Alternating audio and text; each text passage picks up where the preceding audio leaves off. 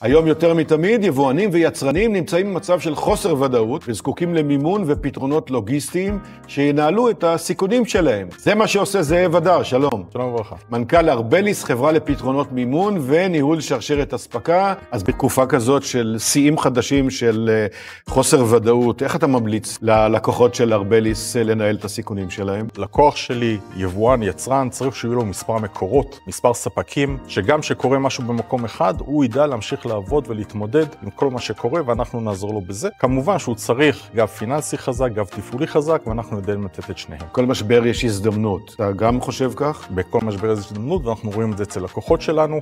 אנחנו רואים לקוחות שלנו, בעיקר בתחום הביטחוני, שמקבלים פתאום הרבה מאוד הזמנות, אם זה מארץ, אם זה מחול, נדרשים לרכוש חומרי גלם, נדרשים להגביר את הצוות שלהם, נדרשים להיכנס מיד להוצאות כדי ליצור הכנסות. אנחנו יודעים לתת להם את הגב הפיננסי כדי להתקדם. אותו תמונה אנחנו רואים היום בנושאים של הצטיידות לחירום, אם זה עיריות, מועצות, בתי חולים, גנרטורים וציוד אחר שנדרש לחירום. יבואנים צריכים להתמודד עם הזמנות גדולות, עם מלאי שהם לא יודעים להחזיק תמיד, ואנחנו שם כדי לעזור להם גם ברכש וגם בהחזקת המלאי. אתם בחברה צופים משברים נוספים, או שיכול להיות שלפי התקופה שאנחנו אולי סוף סוף נרגע קצת? אני ואתה באותו כיסא פה. אי ודאות היום שולטת, אנחנו חושבים שהיא תמשיך לשלוט בתקופה הקרובה.